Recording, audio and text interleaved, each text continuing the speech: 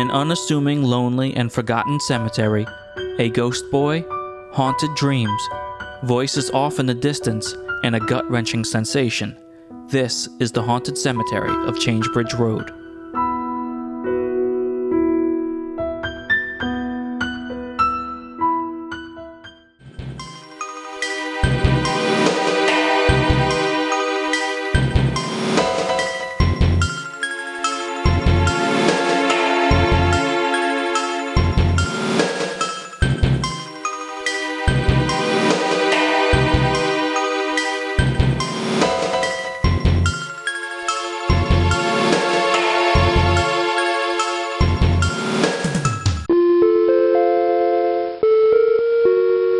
Greetings from planet Earth.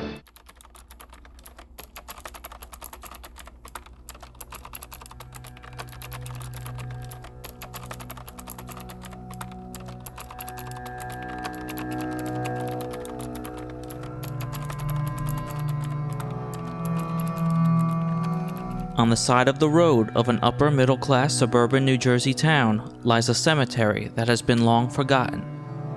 In Pine Brook, Montville, New Jersey, on Changebridge Road, diagonally across from the town's municipal building, this tiny little plot of land has been the subject of some strange happenings and lore. The cemetery is thought to have been first used during the 1700s, at which point there was a small church attached to it somewhere nearby, which no longer exists.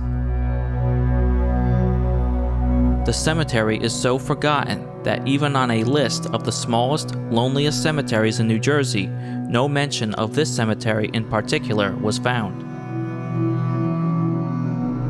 I had an equally difficult time finding any photos of the cemetery on Google Images, but found plenty of photos of other similar New Jersey cemeteries in similar situations. A personal experience with the cemetery and the potential supernatural that dwells there motivated me to find out any information I could about the possible shared experiences of other visitors. I will recount what happened to me later in this video. While researching this topic, the main piece of information that kept showing up was that the magazine Weird New Jersey had done a story about this cemetery years ago in October of 2005.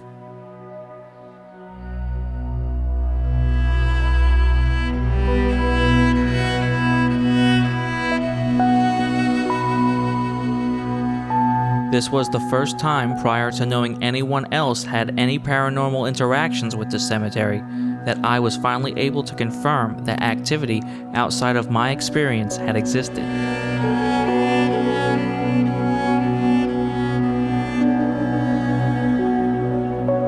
At first, tracking down this out-of-print issue of Weird New Jersey was difficult.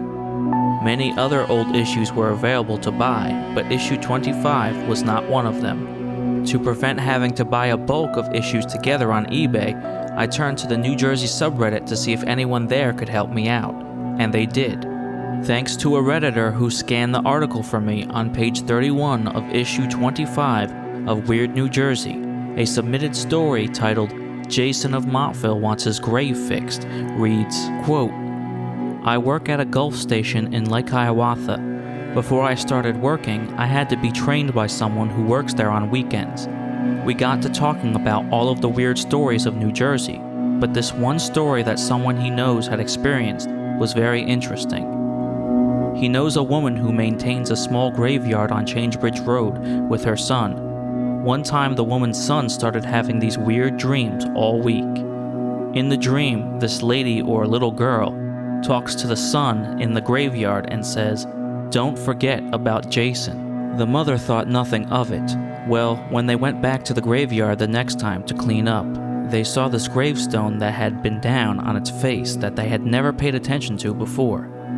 Guess what it said on the gravestone? Jason. Don't forget about Jason. It gets more interesting.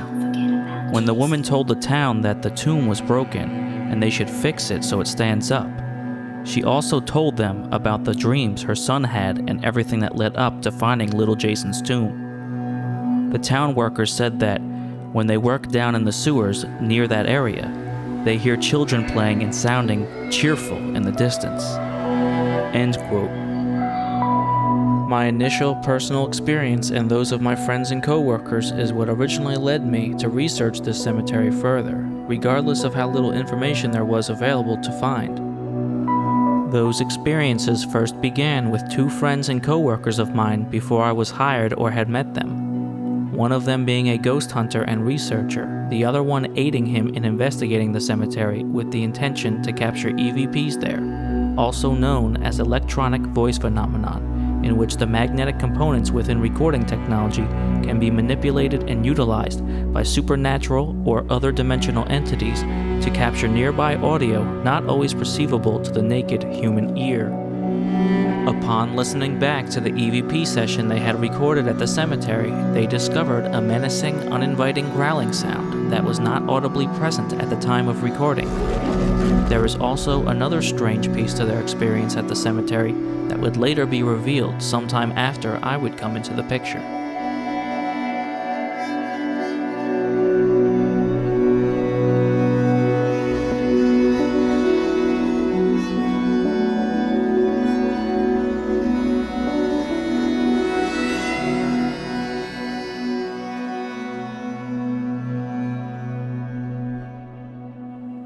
One day when I was out on lunch with the friend and coworker who was the ghost hunter that I mentioned earlier, he drove his truck up to the side of the cemetery and asked me to get out and walk up to a particular headstone located in the cemetery. Knowing that he was into ghost hunting and that I was also into the topic of the paranormal overall, I figured there was something strange or creepy located within the cemetery that he wanted me to see, something that could only be seen if you go to a certain point.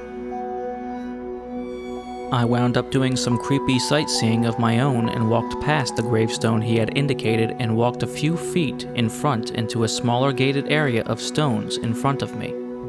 Upon entering the gated area with the gravestones, I was immediately met with a strange sensation at my lower abdomen. It was a distinct feeling of someone digging something sharp into my abdomen, with a twisting sensation of the skin or fat located there, similar to having someone dig the tips of one's nails and fingers into you, or grabbing what skin or fat could be gripped by them and twisting it. It filled me with an emotion that signaled to me, you are an unwanted outsider here and you don't belong.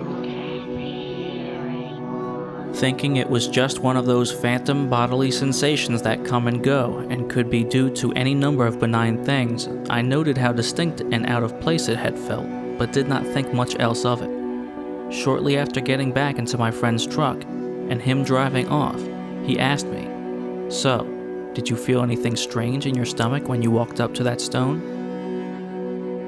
Surprised that he knew what I had felt, I thought back to that distinct sensation and explained that I did not feel anything when I had walked in front of that particular stone, but it instead happened as soon as I walked into the tiny, squared off and gated area of stones a few feet past it.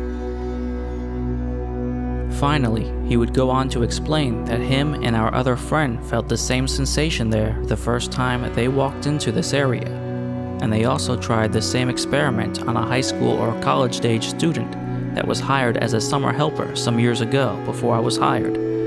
They did not tell him what to expect. When he walked into that general area, he grabbed his stomach with a strange, "What the hell was that?" expression on his face, and looked back at them, sitting in the vehicle.